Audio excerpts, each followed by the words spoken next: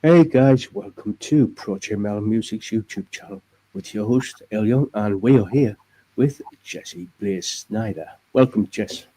How you doing, brother? Thank you for having me. Yeah, my pleasure, my pleasure. So, could you introduce yourself and what you do? Yeah, I'm Jesse Blaze Snider, and I mean, I do a lot of things, but what I care about is music and comic books. I've written for Marvel, for DC, for Disney Pixar, The Muppets. My comic book music project, Blacklight District, was released by Image.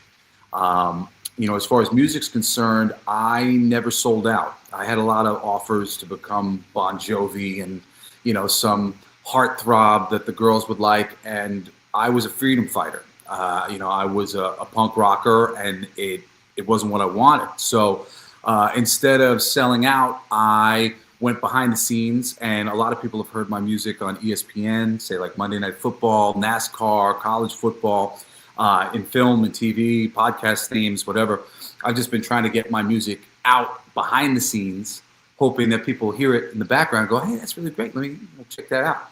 So, but the whole landscape for entertainment, I came up in the midst of it, being very much what it was, but worse. And, I just kind of watched all the industries fall apart. Like as I was coming up, everybody was getting canceled. Everybody was getting dropped from their labels. I mean, some of my favorite punk bands at the time, I remember there's a band called the F-Ups.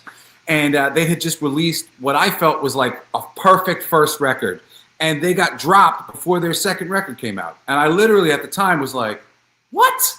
Like this great band, like we don't want them anymore. And then meanwhile, you're trying to get signed at that time. Somebody like me, they wanted to take me and be able to like just groom me to be a very certain something. Nowadays, they'll do that with a Justin Bieber who's 14 when they find him. And they don't know anything about contracts. And they don't know, I was always in a unique position that I was a child of Dee Snider. Because of my father, I saw contracts. I knew what that kind of thing looked like, sounded like. So, on one hand, nobody ever really tried to screw me. But on the other hand, there was a lot of opportunities that nobody even bothered to pass on to me because they couldn't manipulate me the way they were going to manipulate other people. So, I become this like unsung journeyman of the arts in, my two passions, comics and music, just refusing to do it their way. So, I'm an independent, and I have a company called Blacklight District Studio. You can check out lots of music for free and comics for free at blacklightdistrict.studio, where a lot of the things that we've published are free. And I have a whole catalog of music that's regularly being pitched for films and TV and stuff like that. But when I do a music video, there's no money going into it. It's just me making something and putting it out into the world. So I really consider myself a true independent artist. And it just so happens that my favorite entertainment mediums are comic books and music. So that's what I do. That's who I am. Ooh. So, um, as a kid, what were you listening to? The Muppet Show and Twisted Sister. The Muppet Show, and my mom's a big fan of The Muppet Show, and I'm the biggest Jim Henson fan ever. But boy, did that influence my young musical mind. Incredible storytelling and the lyrics and comedy and humor and charm. Really, really wonderful taste on display on the Muppets. The person who was selecting songs to be performed, they pick great music. And what you have on the Muppet Show is just this incredible time capsule of 60s and 70s music that is just some of the greatest stuff you'll ever hear. And it goes from, Alice Cooper, who my father would be very proud to know I was a fan of, to Leo Sayers, who my father is like completely mortified that sometimes I feel like dancing, gonna dance tonight. Like there was so much music there that my dad did not want me influenced by. But I loved just the music and the storytelling, and just I love everything about the Muppet Show. But the other side of what my father was doing, which was a heavy metal influenced and attituded hard rock, that was very freeing.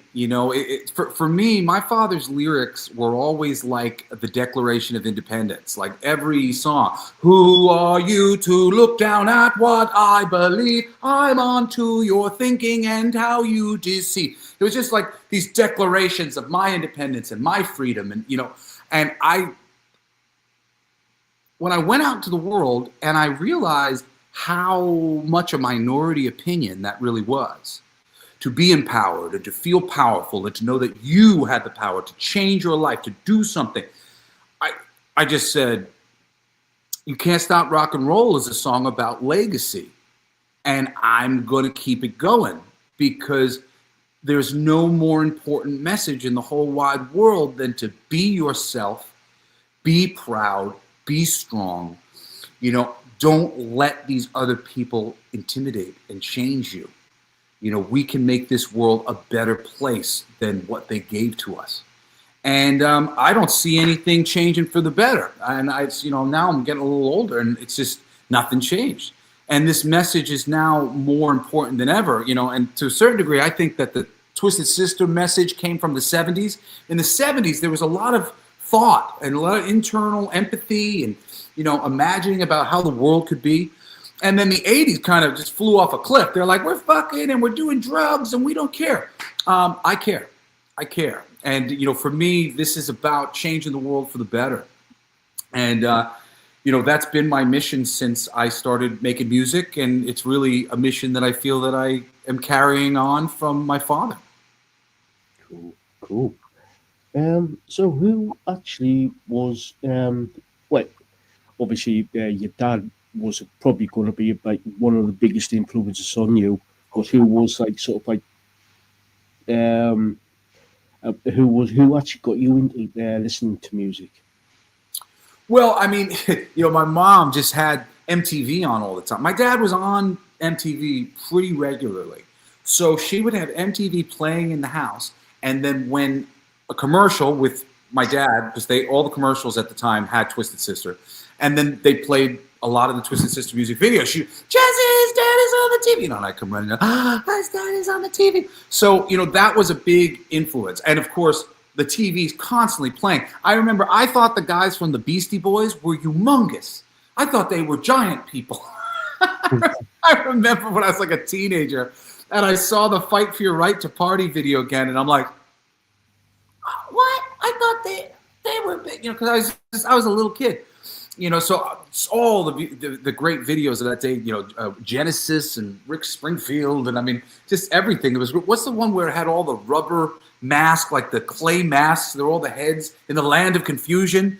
There's just favorites from that era. Just being very tied into music through my father.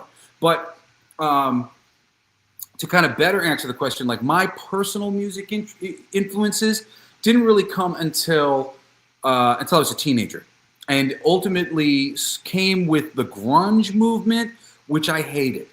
The grunge movement was erasing the show, and nobody does the show better than Twisted Sister.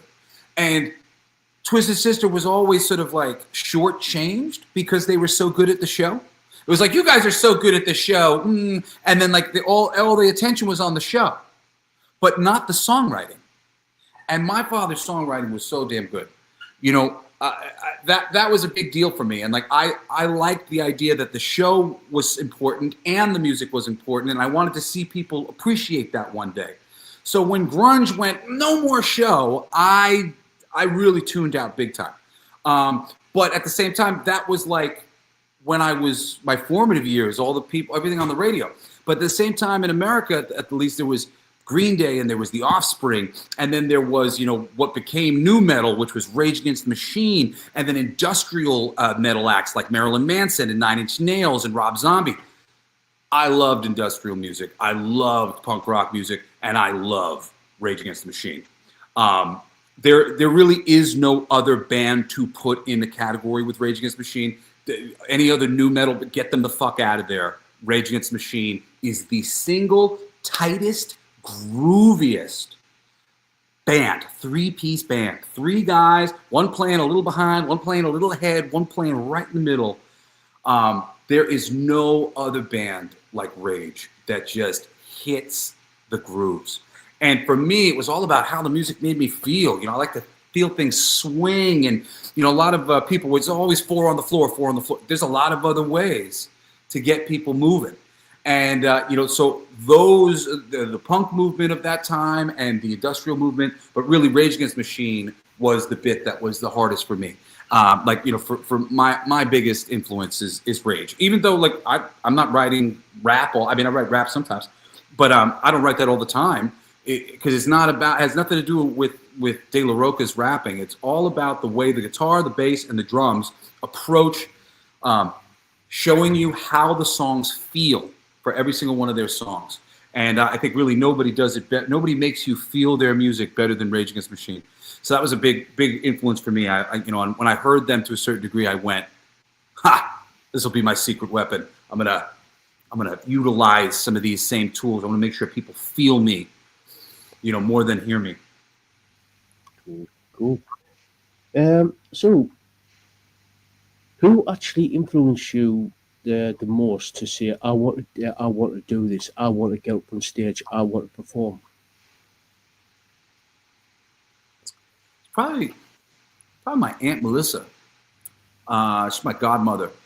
And I used to write a lot of songs. I thought they were pretty good. Writing is really my thing. Since I was little, I was writing poems and songs for girlfriends, and I was just always writing things. And before comic book scripts, I was working on a novel and writing short stories and writing news feature articles and essays and things like that. So just a good turn of phrase, whatever else, that's really, I enjoy doing that. But at the same time, because my father was who he was, I guess I was kind of looking for him to say, "You got to do this, Jess, get in there."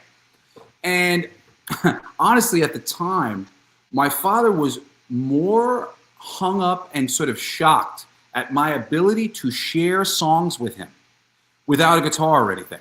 I'd come up to him and be like, "Hey, Dad, I got this idea. What do you think?" And I would share the song with him, and I could feel him be viscerally embarrassed on my behalf. He couldn't do that. He couldn't go up to a person without a guitar and go, "Hey, I got an idea, and it goes like this," and just start singing it. He was very shy. So when I would come in, I would approach him and I would confidently share something with him.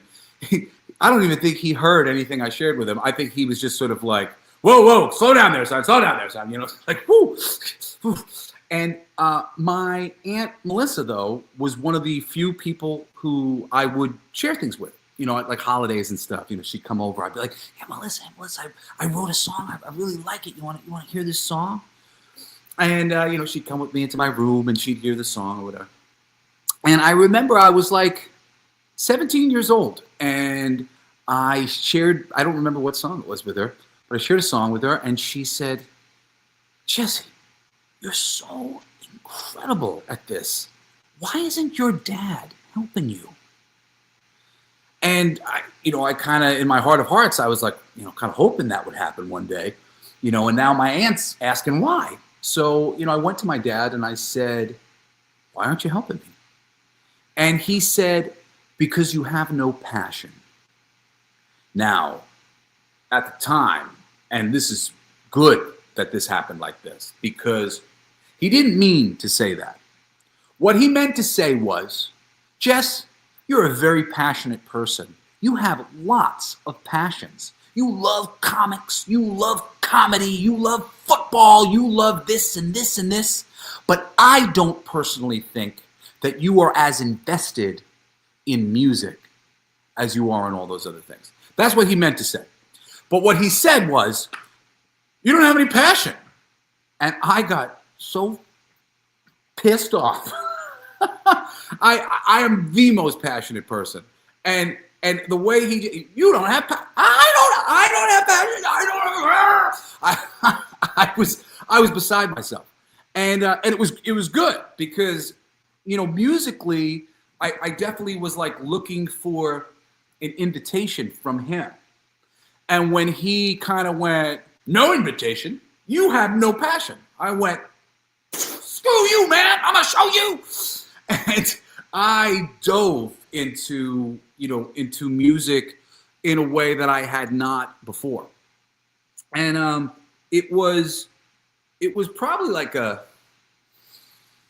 8-year period before I had like a real kind of realization of, am I doing this for the right reasons? Am I here because I love music and I want to make music, or am I trying to prove something? And by then the truth was really plain, and that was just, I love this. I love to make music, and I love to make people happy, and I'm very good at it. And I love to perform, and I love to share my energy with people. And there's an energy that comes easily to me that doesn't come easily to everybody else. But I can help people get there. And I'm really happy to. I'd love to do that. I love to spend a night, utilizing energy with you that you don't normally have, that you don't normally experience. That was so important to me. So, so I kept at it. I never went away. And despite, all sorts of things. My best friend, Chris Deline, he passed away. He was my drummer. He died before my 21st birthday, a month before my 21st birthday. He and I had become best friends right before he died. And I had massive survivor's guilt. Right before he passed away, he and we were in a long road trip together because we were supposed to shoot this thing for our band. I was a VJ on MTV2 at the time. Things were really going good. And then he and I, we get stuck in this long drive home for 36 hours together. And we had known each other for 2 years and we're good friends, but we became best friends. And we planned our entire future together. And an hour later, he was dead. And I was not wanting to do all the things without him. I didn't want to be famous and go on the road and all these things. I planned that with him. And now it was if I did it and he wasn't there, would kill me.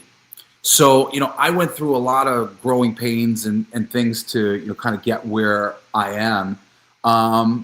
And, somewhere along the way, I think I just decided, I don't really fucking give a shit about the mainstream or what any of that. I don't care what they think.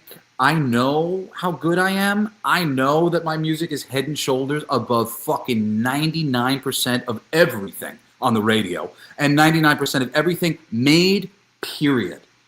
It's been a long time to become courageous enough to be able to know when you're good and know that you have something to offer. But it is one of those things where you do enough psychedelic medicine and whatnot and start having a real practical perspective on reality and yourself. And you go, either I'm not good and I'm not going to do this anymore, or I'm good. I've got something to offer. I'm going to keep doing this. I'm going to keep doing this and keep offering it until some of the things line up with this. If I wasn't good, I would have just walked away. But not only am I good, I love what I do. I love music. And I know so many great artists who I want to see out in the world. And there's just not, there's not a lot of support. It's somebody great like me comes along. Most people start counting their fucking silverware, and looking over their shoulder. They don't want to be upstaged. And that's such a problem, man. The reason why we don't have more wonderful things in the world is because ego runs this world. And if you're somebody egoless like me, you just kind of get kicked around by everybody and whatever they tell you, you believe and blah, blah, blah. And when you're an artist, who has something to offer, often you never make it. You you never make it across that place, because to get there requires getting past the egos of people who are not willing to allow you to be smarter, to be more creative, to be handsome, to be cool. There are a lot of people who just want to get in the way of your success because your success would indict them on some level, which is not true. If you're out there and you're hearing me say that somebody else's success never indicts you. Somebody else's success associated with you will make you look better. Don't be afraid to lift people up. You will always look good for bringing something great to other people's attention. But really, there's a strange landscape that we have out in the world, and it's a it's such a heartache for me that I have people like Santino Caponelli and Will Knox and my buddy Chris Sanchez. They're all members of bands that I have loved. Santino's from a band called Scarlet Carson, and Chris Sanchez from a band called The Mercurial. These are two of the most talented performers and wonderful performers I've ever met in my life. The Mercurial, I met them at a Battle of the Bands. We were first and second. I wanted the second prize, and I gave permission to the people to give them first place because we had just recorded an album and we wanted a music video. And I was on stage and I sang one of the Mercurial songs on stage because I was like, what a great band. Like, this is great. We're competing against some people who are actually good. Isn't that amazing? Wouldn't that be great for to be in a world where we're surrounded by all this actually great music? Not just superficially great, not just more of the same that we've seen from Bon Jovi and every other person who's come along and done something approximately the same, but something inspiring, something mind-blowing. The Mercurial had a song called Sloth and Platypus Fight.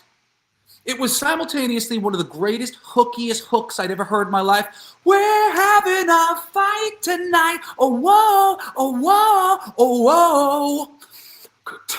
A sloth and platypus fight tonight. Oh, whoa, oh, whoa, oh, whoa. And I got up on stage and I sang that fucking song because not only was it a great hook, it was funny. And it was fun, and it was striking, and I'd never heard a band with such a silly song executed like gangbusters. Seriously, nailed it. Great hook. They didn't take it like it was a joke. It was a joke a little bit, but it was also serious and beautiful and well executed.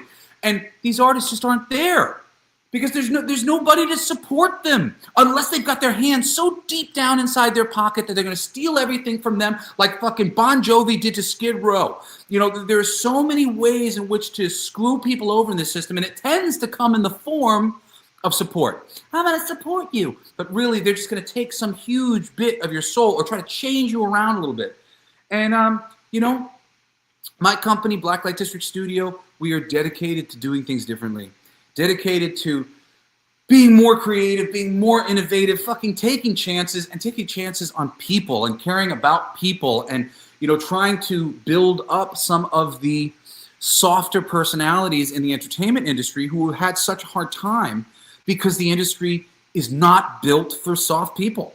And like that's really like the big thing for me. Like I was a soft person and, I'm hard in some regards, but I'm a softie on the inside. And, I always just kind of trust people and go with the flow. And I got screwed a million times. And I've watched everybody that I know get screwed a million times. And my brother in the film industry and like just every industry that I know of, they all operate the same way. Oh, yeah? You want this job? Well, you're going to eat a lot of shit to get it. And I'm not somebody who's really willing to eat shit. I'm an intellectual. And like if intellectually something doesn't make sense to me, I go, I'm not going to do that. But there's a lot of, jump through this hoop and this hoop. And I go, nah. So I'm not the droid that this industry is looking for. But this world is looking for a new industry, a new music industry, a new comics industry, a new entertainment landscape. I like to think that in the next 5 years, the Snider family is going to create that pool. My family's film company, Defiant Productions, which we're all working together. We're all in cahoots. It's like all of our like positions and stuff are different. Technically speaking, I'm like the music supervisor for all of the film stuff. But then I have my comic book company that's producing a lot of intellectual property for them. I'm working on scripts for our film company as well. And then I've got the music, the comics, and then I'm also producing hemp plastic in the near future, trying to change the landscape for toys and for the whole environment. Petroleum-based plastic is fucked up, and we need to get off of it. The only thing that hemp plastic needs is a good advocate and good advertising and promotion for it. So I've hooked up with a lot of different hemp advocates in Washington and America, so that I can try to change the world for the better, one thing at a time. With like the music initiative, I'm trying to change standardized tuning. The industry probably doesn't want to do that, and they probably won't do that. I don't really give a fuck. I just want to have a conversation about how the standard tuning should be 432 and how frequency is really important. There's a lot of frequencies that are really interesting and worth us looking into and discovering and researching and finding things out. Because this world is all sound. Every little molecule in your body is vibrant, and there's some hum, there's some frequency, and we could pinpoint it, we could tune into it, and this is how you teleport yourself around the cosmos, by tuning into a frequency. Frequency is very, very important, and I'm just gonna die on that hill and beat that drum until people catch up to me. Cool. We've got a couple of questions from the chat. Aussie Queen, she asks, what is your most favorite song? You Can't Stop Rock and Roll from Twisted Sister? Probably. How I Could Just Kill a Man, as covered by Rage Against the Machine. Cool. Stand By Me. When the night has come and the world is dark and the mountain is the only light we see. I don't remember the lyrics, but that's one of my favorites.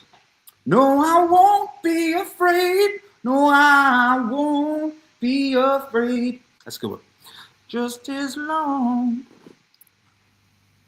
Cool. Thank you for that, Ozzy. Got a question from Lisaboo. She asks, what is it about performing and creating do you love the most?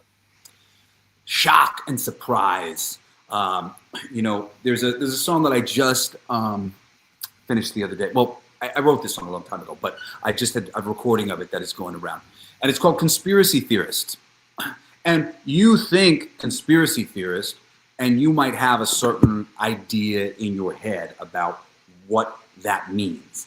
And, it's probably fairly dark and fairly, bleak and, somebody on the outskirts of things, somebody who's on the edge, but isn't in the mainstream, whatever. Well, with music, with stories, you can reframe a word, a term, an idea into something completely different and completely change everybody's mind about what it means. That is my favorite thing about creating and performing. And here, I'll just play you just a little bit. This is Conspiracy Theorist. So just going to get an idea of what this is, okay? Here is a conspiracy theorist. I look around and just can't understand. Here is something perfectly clear that is an answer you cannot defend.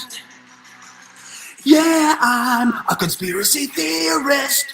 I couldn't be nearest to the truth. A conspiracy theorists. Hey guys, how about you? The way ideas and conversations are had can be changed overnight if you reframe it the right way. Yeah, I'm a conspiracy theorist. I couldn't be nearest to the truth. Yeah, yeah. There's no doubt. I'm a bit of a conspiracy theorist. There's nothing humble about that. There's nothing soft about that. I have completely redefined what it means to be a conspiracy theorist. My band Dilf USA, the last song that we released is called We Gave an Alligator Mushrooms. It's a song essentially about a science experiment. We gave predatory animals psychedelic drugs, and it changed them for the better. It's really just a thought experiment about what are these drugs? What are they doing? What is it doing to us?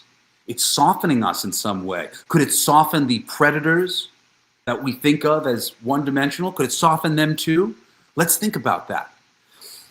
Being able to be a comedian like George Carlin and go out into the world and frame up those 7 bad words and show you how they're being selected and how arbitrary it is to readjust your universe until you can see it the way that we're seeing it. And hopefully the way that the royal we're seeing it, those are the people who have been around a little longer on planet Earth, and we've picked up a little bit of extra wisdom, and we've had a couple experiences in other lives that we took straight into this one with us. And whether we knew it or not, we just always knew a little something extra. There are a lot of people on Earth who have experienced things that other people haven't experienced. I know that I'm not from this place. I came here to help. I came here to help planet Earth get out of its own way. We are being captured and just tricked every day by this system and ego and wealth and all of these illusions. And it's all an illusion. We're all just brains, you know, your body and my body and this room and all that. This is an idea, really interesting idea. You from far away at one location, me from far away tuning in to have a conversation together that might be seen by other disembodied people watching from other different places. This is all concept. Everything about reality is concept. What came first, the chicken or the egg? The idea for both. Idea comes before form. And that is what all artists, all true artists are here to show us. The connections, the patterning, the layering, the as above, so below. It's just the same old thing. And right now, because we're not recognizing certain aspects of this experience that we're having, you know, we're convinced it's real, and we got to kill each other and hurt each other. And like, it's not real. It's a thing we made. It's supposed to be fun. So let's try to start moving towards that direction. You know, I think all the best, you know, from David Bowie and Queen and every single wonderful musician who has ever been out there has told us essentially the same thing. You know, we are one, we're powerful, we can do it, and yet we don't. Thank you for that, Lisa. We've got a question from Jane. She asks, who's the most famous person you ever performed with? The most famous person I've ever performed with. Huh. You know, I've probably performed with I mean, I've performed with a lot of famous people. Oh, okay. You know what? I got my best answer. Favorite answer for me was I played Ace of Spades live with Mickey D. Mickey D is the drummer for Motorhead, and like I do a great fucking Ace of Spades. And call me crazy, but my guardian angel is Lemmy Kilmister, and I literally had a friend of mine who can see auras come down to the show one night, tell me that I was possessed during the set. I turned to my friends, I go, was it Lemmy Kilmister? And she went, and she turns to her son and she grabs her son. She's like, what did I tell you about Jesse was being possessed? She's like, by Lemmy Kilmister? And I said, ah! So I love Lemmy. Lemmy's always with me. And I do a great Ace of Spades. And playing with Mickey D on stage. There was a moment during the pandemic where we were actually going to release it as a single. My buddy Ira Black played guitar on it. There's a couple other friends of ours who played on it, and they were talking about releasing it as like an updated Ace of Spades. It's a great version of the song, and it never happened. But that was probably my favorite, because Motorhead's one of my top 5. I think it's probably it's like Rage Against the Machine, Offspring, Manson, AC/DC, and Motorhead probably. Yeah, cool. Thank you for that, Jen. Oh, and I'll say one more thing too, because for me it was so cool. My old band, Baptized by Fire, which you can still find our shit if you type in Jesse Blaze, you find the Baptized by Fire record. Baptized by Fire was inspired by Motorhead's Ramones tribute. Ramones, Ramones. Have you ever heard that song? It is heavy metal and punk combined. And I heard it and I went, I'm going to make entire albums just like this. And that was my inspiration for a very long time. I just wanted to be, especially because Motorhead was not appreciated enough in the States. And I was just kind of like, their production was just kind of shit, just compared to lots of the American audiences. It's just they weren't polished enough. I'm like, you know what? I'm just going to be a slightly more polished Motorhead, and we got this. Let's take over the world. Cool. That's not a good pitch for American record labels. They're like an American Motorhead. They weren't successful the first time. We've got another question from Jane. How do you feel? How do you excuse me? How do you feel how the record industry helps their artists with their health and well-being? I don't. I think that the industry does not care about any of these people. The industry uses everybody. Everybody who works within it is so scared for their own jobs and their own, reputation and whatever else. And make no mistake, these fucking sharks at the top of this industry, they will ruin your reputation in a minute. That's how they got into the business in the first place, because they were the people who were willing to behave that way. The people at the top of this system are the worst people on planet Earth. They're the ones who took the secret oaths above their country, above their family, straight to the secret societies. They're the ones who go, oh, what are you talking about? When everything in our world is falling apart and civil war is at the edge of everything. And they're like, what? We're not doing this on purpose. Ah! Except they are. Except if they said anything, they'd lose their job. If they said anything, they couldn't continue to operate in this place of secrecy. I have been asked to join the Illuminati. I've been asked to join the Freemasons. I've been invited to go play their parties. And it was the most casual shit that ever happened to me in Los Angeles. Blew my mind. I didn't believe in that stuff. I was super skeptical, and I was, and then somebody's just like, you should come play the Illuminati party. They'll love you. It'll change your career overnight. And I, what? Oh, shit. It is this thing. I can't prove it, but when my father fought the PMRC, I believe that they put the kibosh on his career. He had so many projects that were brilliant. Desperado with Clive Burr from Iron Maiden and Bernie Torme, fucking brilliant project. Widowmaker, which was a follow-up 90s metal project, fucking brilliant as well. Never went anywhere. Van Helsing's Curse, the Halloween version of Trans-Siberian Orchestra, brilliant project, never went anywhere.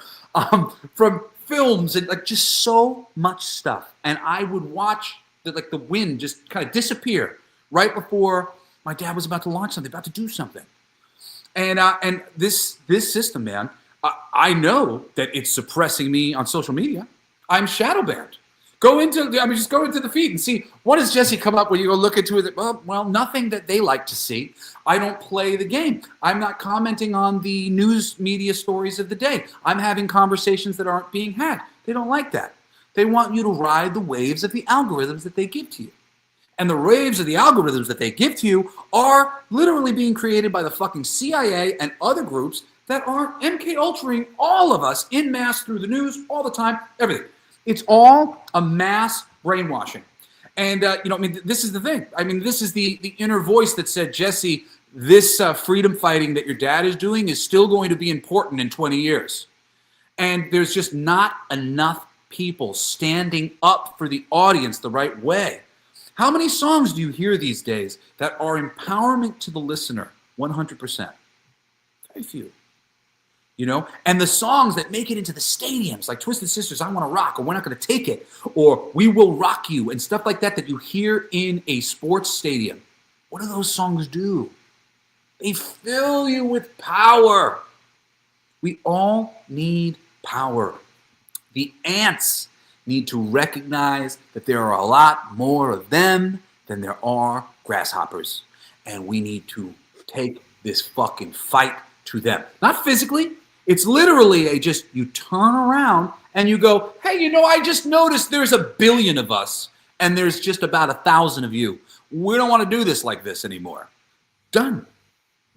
They are constantly adjusting based on where the mind of the consciousness of humanity is. As we adjust and we change, they adjust and they change. Now Taylor Swift is a Republican because we need to be able to get those Republican votes. we're going to change and we're going to adjust, and you're never going to know what reality is and what you're actually thinking, because it's all just a show, man. And we need people who are part of the show who can break the fourth wall the way Deadpool does and understand that, like, oh, it's just a show. We're all imagining. This is a great party. We were all invited, and we shouldn't be suffering. We should be enjoying ourselves, enjoying each other, and thinking beyond this. What are the next things that we can do that would be even greater than this existence that we've imagined for ourselves? We need to dream a hell of a lot bigger, is what I'm saying. Cool. Yeah, definitely. What have you been up to, especially over the last 12 months? Oh, well, I mean, over the last 12 months, I did the final stage, the final stages of my spiritual development. Not that the spiritual journey ever ends, but, there are tiers. You're sort of trying to get to a certain place. And I would say that in the last 12 months, I fell out the bottom of the rabbit hole. I quit smoking marijuana for anxiety medicine, and I started just smoking it occasionally on the weekends, and I would meditate. And I did that because I would get crazy high when I didn't smoke a lot. And when I started to do that, within like a few weeks, I've done ayahuasca a dozen times. I've done psilocybin at Superman doses like Terrence McKenna would recommend, 3 dozen times, and spent a lot of time working with cannabis and other things. But when I smoke cannabis now once a week, I have an ayahuasca experience. And what I started to experience was a deep and layered oneness of our reality that made me sick to my stomach, because it's so one. Everything is so one with you. And some of the consciousnesses that are one with you are such simple consciousnesses, but they're all aspects of this being that we are. And then it went up to the next level where I just dissolved the entire universe and had this God experience that I do not recommend to anyone. Trust me when I say you do not want to have a God experience. God is experiencing the past, the present, and the future simultaneously. To have a God experience is to basically see that everything is meaningless. You are the only one, the only thing giving meaning or structure to anything. Embrace the now. Embrace that for some reason you did this like this.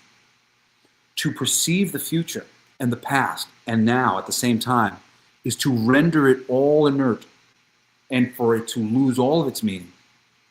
So I came out of this experience, which like I was destined to have, but literally begging God to never do this to anybody else again, like this, like it was done to me.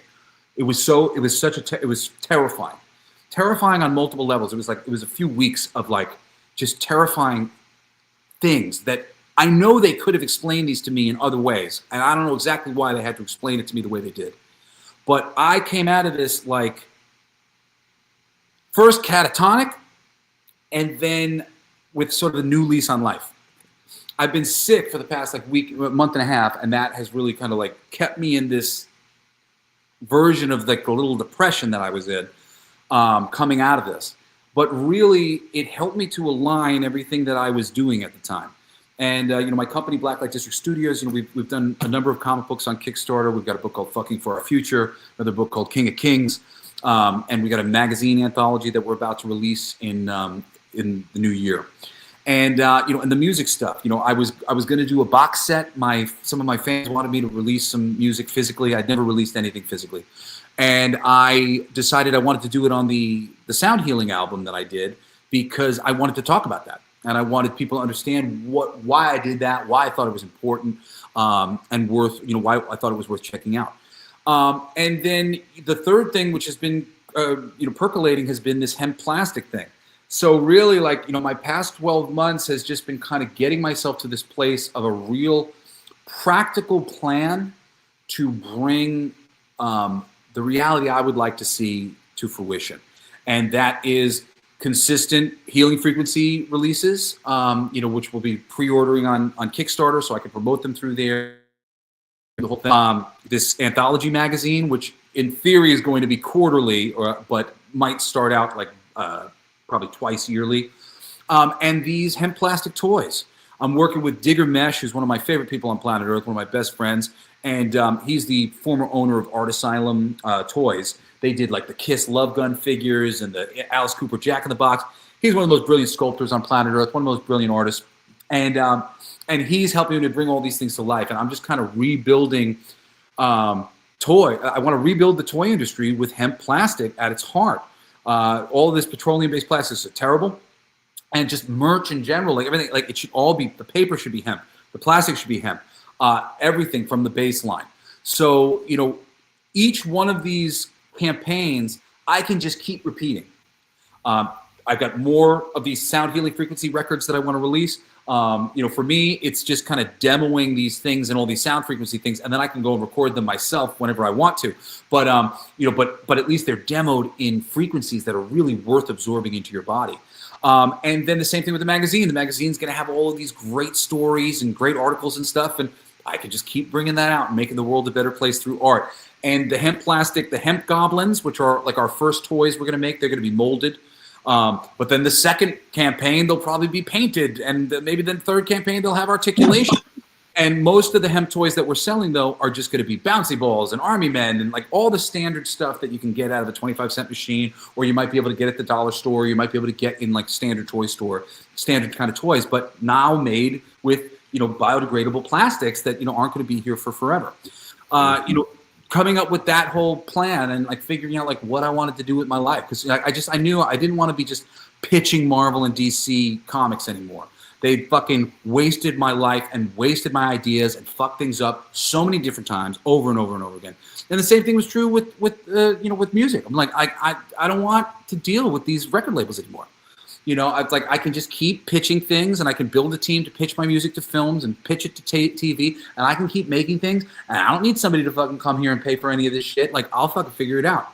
I've been making music on my own my whole life. I'm freaking 100 songs into it now. And now I also can use AI. Like, fuck you guys, I'm gone. Like, see you later, and that's it. And as soon as I have my legs underneath me, Chris Sanchez, you're getting a phone call. Santino, you're getting a phone call. There are some people who are going to be getting phone calls, and so many comic book artists and comic book writers and people that deserve their freaking time in the sun and just have never gotten it for one reason or another. When I was in comics, at the time, Mark Andreyko, who still is not a very well-known name, he's always been openly gay. When the whole DEI initiative happened, I was like, oh, great. Well, the Mark Andreykos of the world will finally get work. No, because Mark isn't a politicker. Mark isn't using his gayness in this way where it needs to be utilized and at the forefront and the thing. He's not going about it the way they want. So he didn't get extra work because all of a sudden his ticket came up. No, his ticket didn't come up. The ticket came up from philosophizers, women and gays and blacks and Indians who had never read a book on writing in their entire fucking life. But they did read a whole bunch of books on philosophy, and boy, do they have a lot of shit that they want to shove up your ass by virtue of some comic books.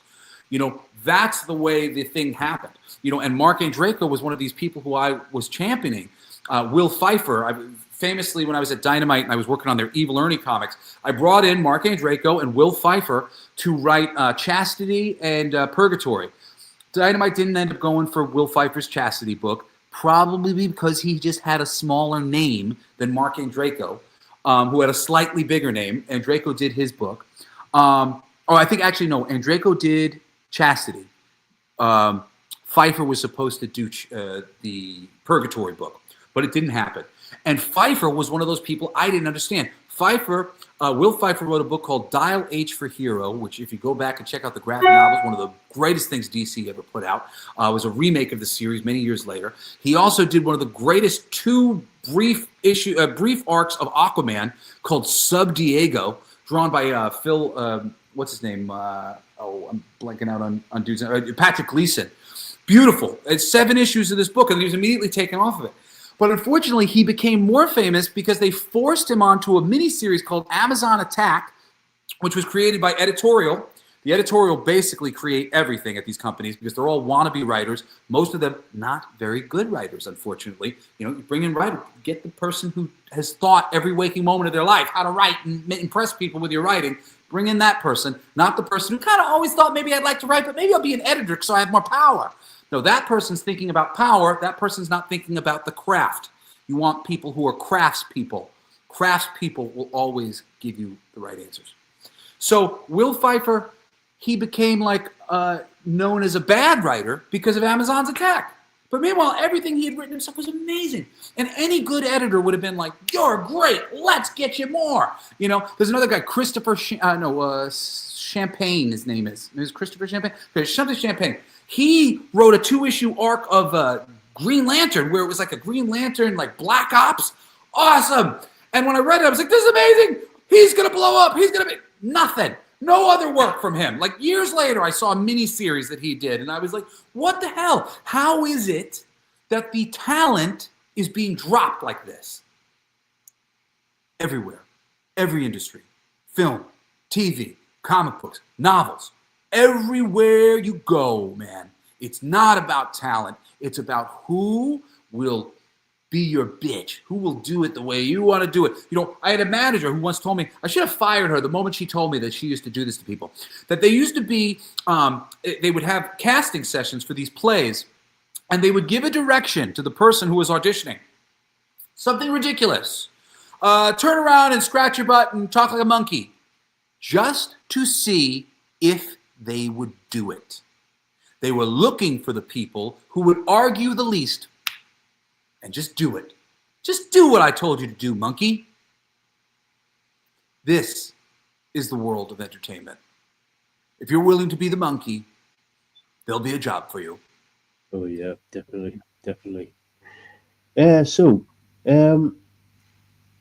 Music-wise, have you been writing any new material? Oh, yeah, so much. Well, actually, it's funny because I have been writing new material. Like I said, I've been smoking only a little bit. And when I smoke only a little bit, I get very high, very connected to source, and songs will fly out of my face. So I've written probably like 50 new songs in the past 5 months that are really wonderful. I probably only recorded like one of those in my recent endeavors, though. I've been, the album that I did through the Kickstarter, which you guys can go and you can order it late. The Kickstarter's technically over, but I think you have maybe like 3 more weeks until I close off the order. It's a limited edition solfeggio healing frequency album. It's all modern rock, pop, soul music. The first and last song are 432 hertz, which I think are kind of the most prominent, important ones. But then the 9 in the middle are the full 9 solfeggio scale. 528 is like one of the ones that people tend to associate with most. That's like a big deal one for like love and stuff. But each one of them is a tuning fork that a sound healer would be using to give you the vibrations. So built into this album is just all these vibrations. All these songs are vibrating. They're tuned at these frequencies. But what I'm doing now, and I haven't really like released any of this stuff at all. I'm literally testing it out on like my mother and my friends right now. But I'm building a layered, a really layered harmonic tuning suite with binaural beats built into it. So all the stuff that I'm doing right now, and I think that the next record, the next healing record that I put out will be made this way. They all have essentially the same frequencies built into them. And the first one is 4.32 hertz and 8.64 hertz as binaural beats in your ears. But they're so low in the mix you can't hear them. Then there's a foundational bass of 432, and then I have this this kind of suite that I put together for everything. So for the drums, the kick is tuned to 34.56 hertz, the snare is tuned to 69.12 hertz, and the vocals are locked into 276.48 hertz, except for the background vocals, which is still in 432. This suite of tuning is designed to attack your third eye, your heart chakra, and your solar plexus. So this is your gut feeling. You know, hopefully you'll be feeling this stuff in your gut, your heart, and here. So it's opening you up. It's basically listening to these songs is like a moving meditation. You're being harmonically opened, and then at the same time, your whole system is being vibrated really sweetly, gently in that calming sort of way with that 4.32 hertz, 8.64 hertz, and the 432 overall hertz of the tuning. So, you know, what I was doing before was a simple, you know, kind of version of this. But then at a certain point, I was just like, why can't I combine some of these things? And, you know, like, well, I'm going to get a little bit of that and a little bit of that. Like I have, and now, like, I have more stuff too. Because I have anti-parasite frequencies. And like 728 is apparently an anti-parasite frequency. So I'm thinking I'm going to build a whole album around that and then try to thematically choose songs that are anti-parasite. Choose songs that are about sovereignty, that are about individuation, about taking your power, things like that. And then I have some other frequencies that that I've been coming to that are really good for dream states and other things like that. Outer body experiences, the type of shit where I literally would probably put a warning on the record because these frequencies are literally like they're not meant to be looked like it's suspicious. Like I'm hiding them in music. They're hidden. But like if you were normally using this frequency, you would know, oh, I'm doing this so that I have crazy dreams. Like, so I got to be like, hey, everybody, you might freak out. But that's like really kind of the biggest bit for me right now. And then it's just like making these things and enjoying them because I'm finishing because I have to settle the campaign. You know, I got to give everybody their albums. And there's one album called the Heart album on it, which has a bunch of my tracks on it. That I first did with the AI that I wrote for my family members. But a lot of them, I hadn't used healing frequencies on them yet because that was like the first thing I did was record a bunch of things for my kids and my mom and my dad. And then secondly, I went, hey, wait a second, I could tune all this stuff into any frequency I want. And then I started playing with that. So that was like the second thing that happened. So I got to go back in some of them because I want to adjust some of these songs that I had made for my family and turn them into healing frequency tunes as well so that I can, just so that it just like fits more in with the thing. But I'm going to use these layered guys that I'm working on right now. So that's been super fun. And, and then the other big thing has just been working on getting this magazine intellectually together and working on getting the hemp plastic initiative for the hemp goblins together intellectually. So like I got all that stuff pretty much together. We'll see how much like after everything's paid for, how much money I have left over from this campaign. I'm hoping we'll have a nice little chunk that I'll be able to take some of the profit and put it into some of the covers that we need for this next magazine. So that's really been my big ones, but just like hanging with my babies. And, my podcast is now 7 days a week. I do a show called Coolest Geek Alive, which is 6 days a week. And then I do another show called Everything They Don't Want You to Know. Like if you like all the crazier things that I've said today, Everything They Don't Want You to Know is a worthwhile place to hear me speak on some more of that stuff. But my entertainment show is called Coolest Alive. And 5 days a week, I just recommend an album, an animated film or cartoon, a graphic novel or comic book, a live action film or TV show, and either a book, a video game, a stand-up comedian, like anything that I love that's like outside of those four things, which are comics and music and film and TV. So I just upgraded the show at the beginning of this month to the 7 days a week. So that's really been like my past month has just been really crazy.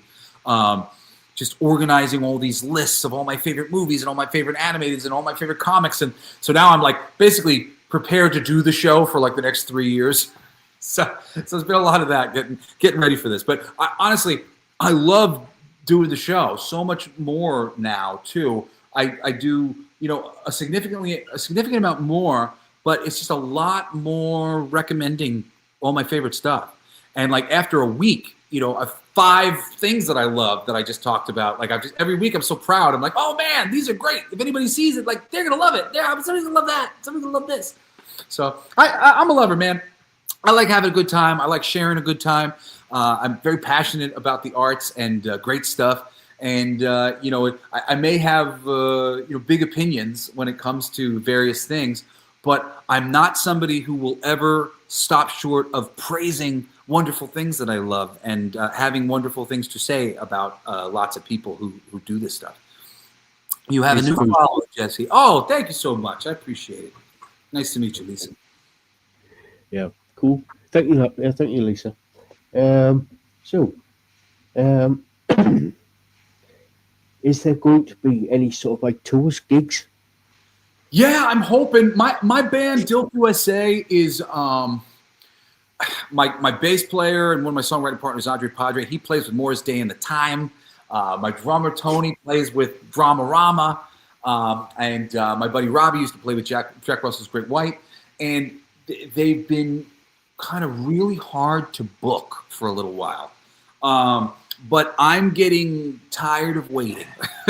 And so there may be any number of situations coming up from me playing as Jesse Blaze, me playing as Dilf, me playing as Jesse Blaze with Dilf. But I want to get out there, especially, my plan forever has been to tour conventions. I love comic conventions. That's my world. That's, just the place I like to hang out and spend my money and the people that I want to be around. And the comic convention is a wonderful place, because everybody comes in for the weekend and you grab a hotel and you're hanging out. Well, what a great place for a musician to set up and sell some comics and have fun being a nerd all day and then go to the club and put on a great show and get to hang out with all those people a little bit more and do some fucking drinking and drawing and have a really great time doing all this stuff that I love to do. So, that's been the plan, and I'm hoping this new year will be the beginning of executing it. This year actually almost was the first year, because there's a convention that keeps getting moved back in Kentucky that I was supposed to go do, and they were actually they were paying me really nicely, and they were going to give me a lot of the money ahead of time so that I could get some of the things that I wanted to vend at the convention. Because I said, one of the things that my company wants to do is we're going to do a comic book information booth. You want to get into comics? Don't know where to begin? You got stupid questions? Come over to the comic book information booth. We'll give you recommendations. You want to get into Batman? You want to get into Spider-Man? So we're going to give out free pamphlets that have all recommendations for great Spider-Man comics, greatest Batman comics, greatest comics in general, and just be a booth, so that it can be intimidating, geek culture stuff. Sometimes people are like, I don't know. And we just want to be the place where people can come in and they can get all the info they need. So Digger, very, very smartly, he's got he wants to do all of our booths as blow up. So it's a blow up booth. And I thought, that's a great idea. So I'm like, I have to produce this blow up information booth, which I really just think is hysterical that we're going to get there. We're just slowly blow up our booth. I think that's a way better idea than folding tables and shit. True. Yeah, we've got a question from Ozzy. She asks, which is your most favorite place to play at?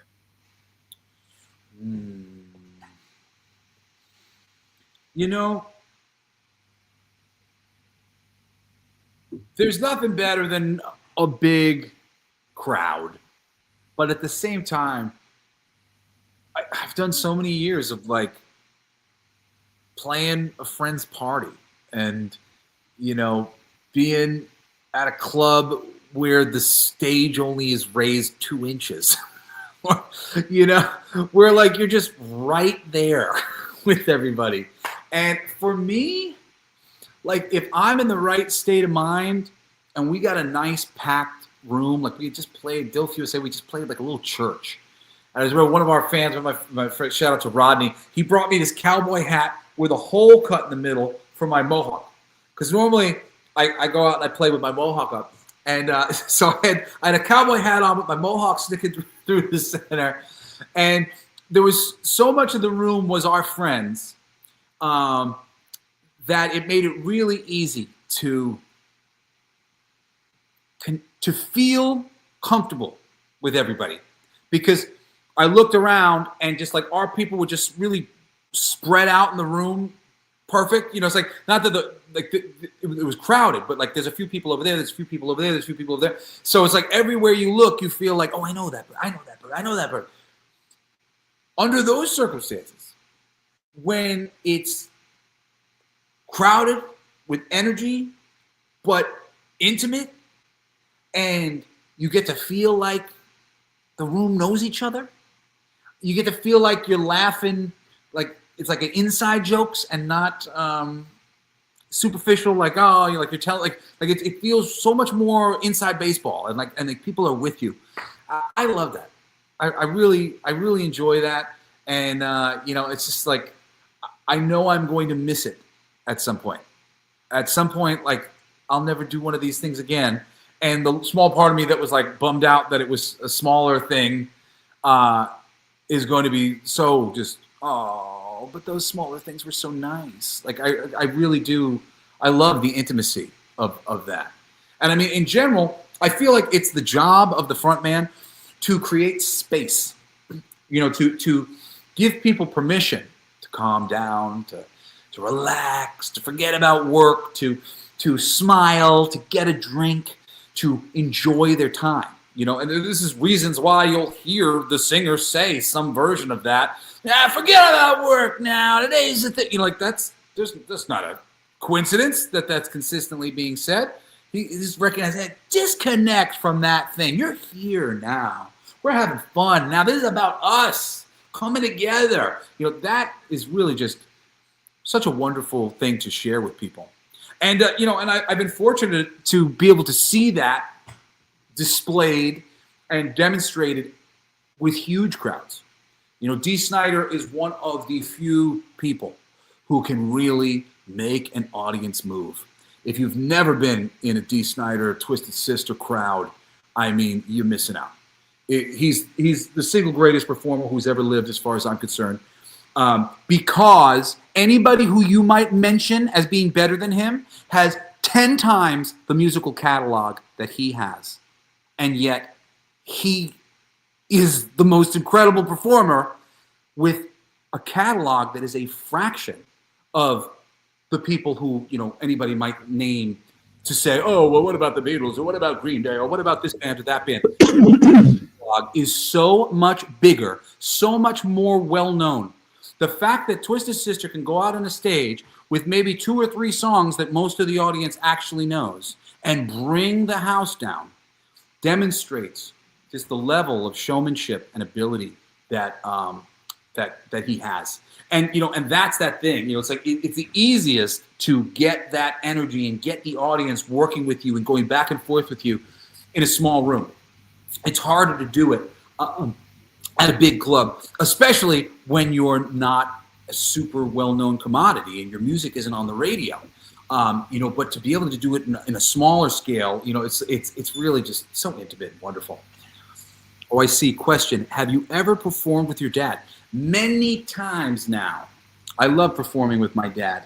I have a friend named Paulie Z. Paulie Z had a brother named David Z. David was a friend too.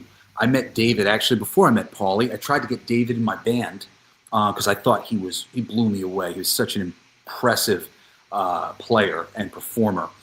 He played with the Trans-Siberian Orchestra, and I saw him play, and I was blown away. Years later, me and Paulie and David, our bands would play together at Arlene's Grocery in New York City and some other places, so we became friends. I grew up watching Paulie and David play together. And, nothing like watching 2 brothers play together. A certain amount of energy. They would open every show. We are ZO2. It was very cheesy, but it was also lovely. And they were lovely together. It was great to see them play together. And he passed away 10 years ago, David Z.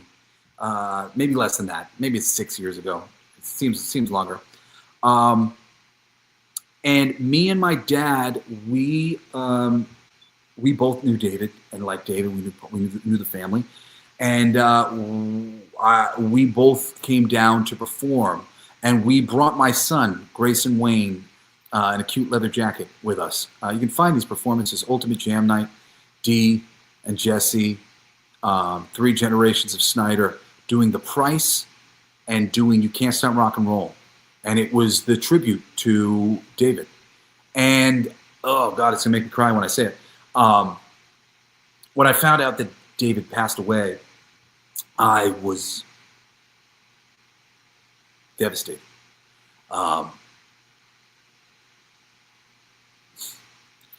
He's a brother. And him and his brother played music. And they were great together. And I'd played with them so many times. And I'd seen them play together so many times. And all of a sudden, I wasn't gonna see him do that again. I was never gonna see David play with Paulie ever again. And that really bummed me out. And I decided that I would make sure that I played with my father every chance I got. And I have been able to a bunch. I mean, granted, not a ton since then, but still, every chance I have ever gotten, I do. I did a duet with him on "The Joint Is Jumpin'," which is the D Does Broadway album. It's a great little song. There's some live performances of him and I playing it together. You can find. It's actually a great. If you go to my what do you call it? My YouTube page. Maybe I can even pull it up and I'll paste it in the comments here to make it easier on you. But I made this playlist like a little while ago now, just because I had so many just years of playing. I was playing at the Ultimate Jam Night, and I was doing cover songs and there's all this stuff all the time. And somewhere on this list is Dee and Jesse and I think Grayson playing live together on stage for the David Z tribute. I see you guys saying, sorry for my loss in the comments. Yeah, it's a bummer when I think of David Z. He and I, as it turned out, were like 2 freaking peas in a pod. There was all these costumes that he had. He had all of these comic book costumes. He had a Hulk suit, like a costume suit, but it was like 8 feet tall that you had to wear this thing. And seeing all the costumes that he had, he was a big nerd. And I think he and I, both of us were secretly nervous that the other one was a bit of a dick. And so we never got close. Me and Paulie were closer. And after he died and I saw all this shit in his closet and all this stuff, I was like, huh, he and I should have been best friends. And I was so sad. I always really liked David, but maybe I was a little intimidated by him, and I guess maybe he was a little intimidated by me. And we were friends, but we weren't like super close or anything. And it's a bummer. It's a bummer. So yes, whenever you ask, I will always say yes to performances with Mr. D. Snider. Cool. So, where can people find you on social media so they can keep up to date? Well, I took myself off social media for the most part. I mean, you can find me on a bunch of things. Over the next couple of years, I'll be having some other people probably running a lot of these things for me, because I just can't stand social media for the most part. Like I had to get onto Twitter for the month while I was promoting the Kickstarter. And as soon as I opened up Twitter, I was just like, life sucks. So I am going back to less social media. But I have a personal Facebook page that you can find me on, and you can message me directly, and I do all the posting there, and that's me. I mean, I'm also on fucking TikTok, but it's not necessarily me. I'm on Instagram, and I don't post. So if you want to interact with me, the Facebook is a really good place to go. Through our website, you can link over to the Kickstarters, and you can sign up. You can follow our pages on our Kickstarter. That's really good. Basically every 3 or 4 months we have a new campaign going off. But But yeah, the Facebook is probably the best place to find me. I think they were posting my Linktree earlier. That's a really good place to like find stuff on me. But yeah, I don't want to fucking have to post in 20 different places all the time. So I get up and I'm on Facebook. I have some friends on Facebook, and I repost some of their stuff, and I'll be on there and I answer messages and whatnot. And and I do have some other pages that you will find, but for the most part, it's going to be other people and representatives like posting for me. So if you actually want to hear from me or whatever, just follow me on Facebook. Cool. Guys, I'm going to be starting to wrap things up in the next 5-10 minutes or so. So if you've got any more questions, please ask away. I normally ask this: have you got any advice for people who want to become a musician, whether it be for their own personal enjoyment or possibly go down into the commercial route? Well, I'll say this. If you're creative and you love music, just make music. Yeah. If you want to do this like professionally, I don't recommend it. You really have to be stupidly driven. I am stupidly driven to communicate. I have things that I want to say. I want to talk about some things we're not speaking about. If you're like me, there's no other way. I need to have these conversations. But if you're just enjoying making music, that's a completely different thing. Anybody can enjoy making music, and you should. And like, just enjoy it, make it. Everybody should enjoy making music. Your voice can heal you. Singing, learning how to sing, making music, it's great. It's great for the soul. It's really wonderful and important. And more individuals taking their power to make their own music makes the need for this like world of people who are your betters making music for you like nonsense. I'd like to live in a world where we're all musical, and perhaps there are some exceptional people who have some things that we like hearing that have a little extra something to say that we might be able to find. So be amateur and fucking go after that shit. But the professional route, it is very frustrating. And for superficial reasons, never do it. Don't. It's just a lot of eating shit. Unless you're just a superficial person who just wants to be a superficial person and just wants to be famous no matter what. What I'll do with it, well, perfect. They'll love you. No integrity at all, great. No integrity and maybe a little bit of talent, we'll take you. It's really a difficult thing. And this is what I'm going to tell you. The reason why it's so difficult is just because if you're not willing to just sell your soul and allow other people to sell you, guess who's got to sell you? I fucking hate selling myself. Hate it. I mean, a good idea, a clever idea, selling a good idea, selling a good concept. I'm very happy to talk conceptually about things that are good things, ideas that are good ideas. But to actually have to be like, Jesse, he's so cool, you gotta go listen to Jesse. Like, oh, whoa. It's not my nature, for one.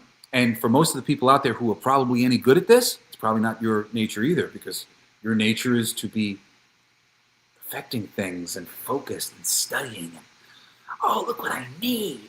Not, look at me. Hello, look at me. That's not the nature of a creative person who's crafting and trying to fit. That's not how it goes.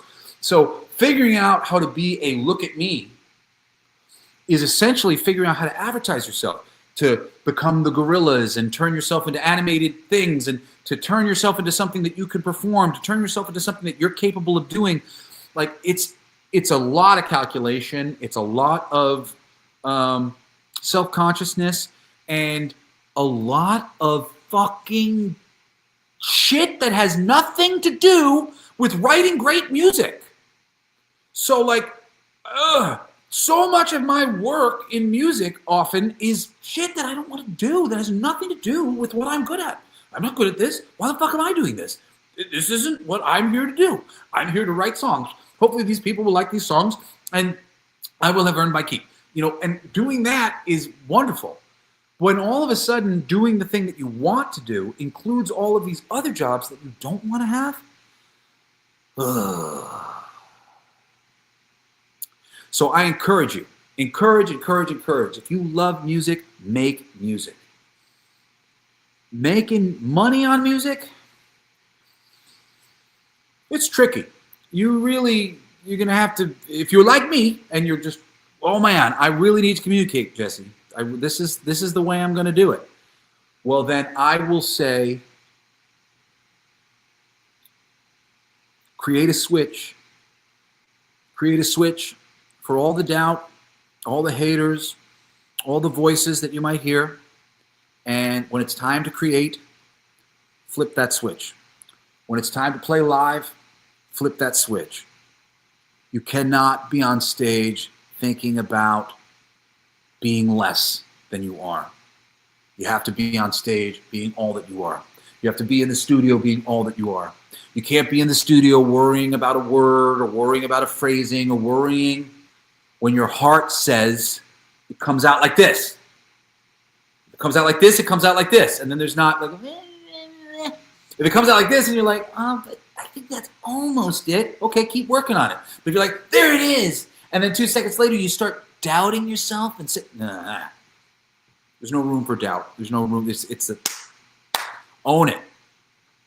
Own what's in your heart. Own what you feel. Cool. Be the things that you want to hear in the world. Bring it to life. You know, you can have the power to change people's whole realities by creating something truly new. And this is really tends to be the biggest advice that I would always give to people. When you have an idea that you personally like, a lot of times people will go, I don't know, I like it, but will other people like it? I don't know. If it's in you and the feeling is strong, that feeling is not only in you, that's a feeling that is held within the consciousness of humanity. So when you have an idea and you feel passionate about it, know that it's not just you. That is a sign that that energy is vibrating inside people. And if you bring it out, people are going to go, that's the thing. So don't be afraid of your new idea. Nobody's ever done anything like it, or it's a little different. Great. If you feel passion, go for it. Just fucking go. And don't let yourself doubt.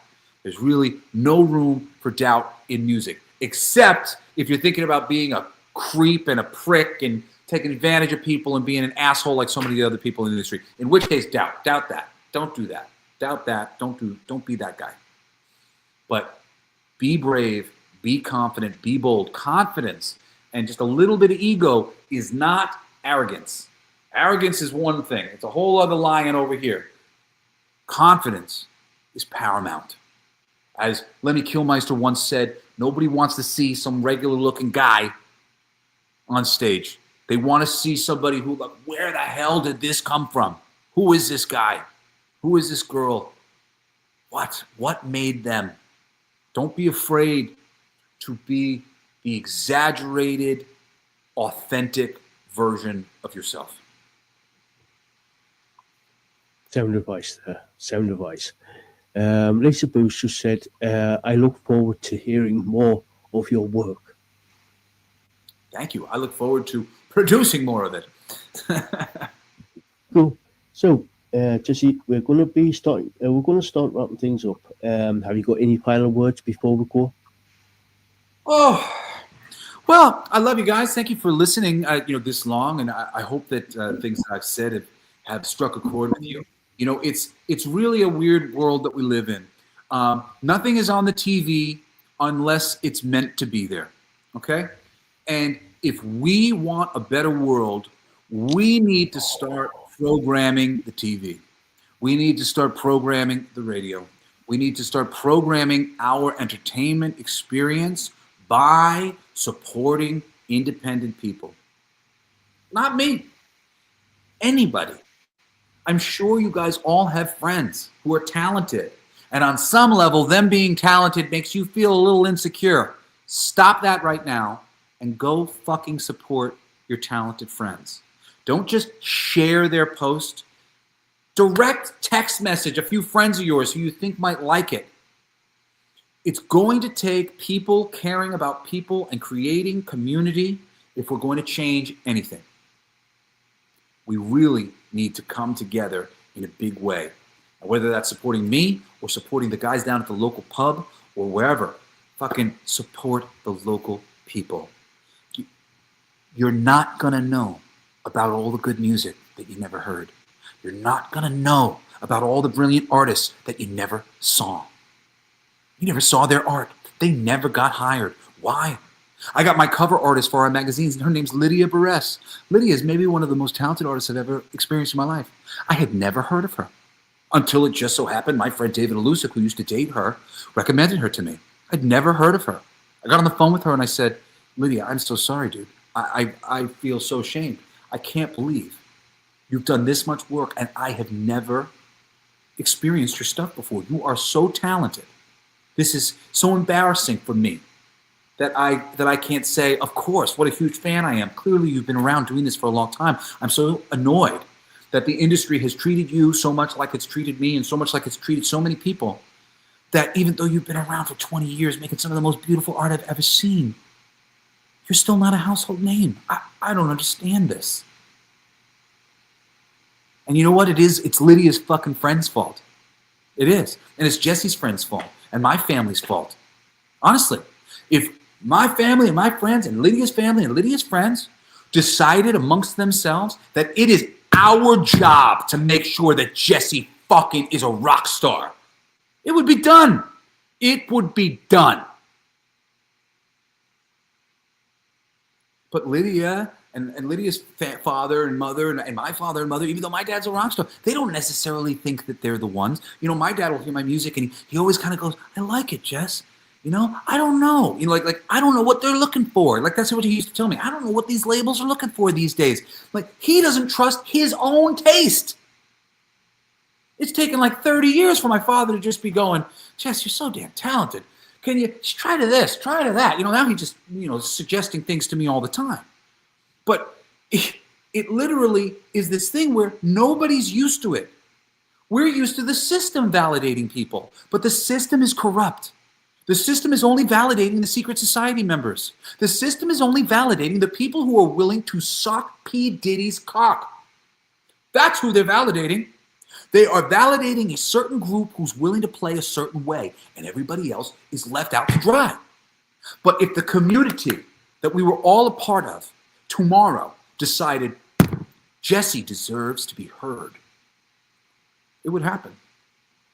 And I'm seeing that happen because I've been around so long and I've been talented so long and I've been doing this so long and I've been so fucking consistent at it that finally people are starting to go, Jesse, what if I got you in on this thing? Hey, there's this band over here. Maybe we could get you there. I got a friend at a record label. Like now people just keep coming out of the woodwork because now so much time has passed that like now it's like they know something and like other people don't know it. And they're like, I thought this was a given that Jesse was going to succeed. Yeah, I thought it was a given that Lydia Barres would fucking succeed. I thought it was a given that Will Pfeiffer, the comic book writer, would succeed. Or that even Mark Andreyko would succeed. Or that he would succeed even more when the gay writers were all of a sudden a prominent thing. Let's get gay writers. Okay, Mark Andreyko's going to succeed. And they didn't. How is this not happening right? It's not happening right because normal people think they have no power. Normal people have power. Every single day that you wake up, you have power. You see somebody at the store and you tell them they have a nice blouse. You see their face light up. Thank you, like my blouse. You have power. You have power. Use your power. Help your friends. Help the independent artists. If you see something, say something. You see something great out there, share it out. Talk about it. Propagate it. Focus on love for things. Don't focus on Trump. Don't focus on fucking divisive politics.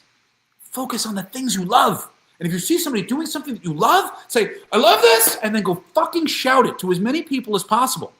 That is what it's going to take to change this world for the better and to give us the entertainment industry that we deserve. So do that. And like I said, it doesn't have to be for me. For anybody, please, please pay it forward. Go treat some people with respect. Make them feel fucking seen. It's the greatest thing ever when you don't feel that way all the time. And most artists these days do not. Lisaboo says, please come back on again. My pleasure. Absolutely. You got it.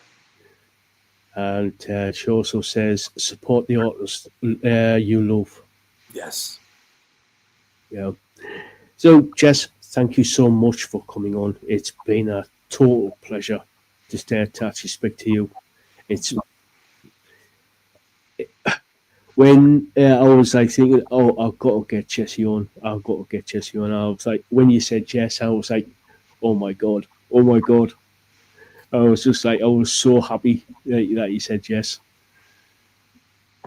Well, it is my pleasure. Thank you for noticing what I was doing. I really appreciate it. You know, I like this conversation. You know, just I really believe that sound, music, you know, communication. This isn't you know, just some fringe thing that we like to do on the side. Music is life.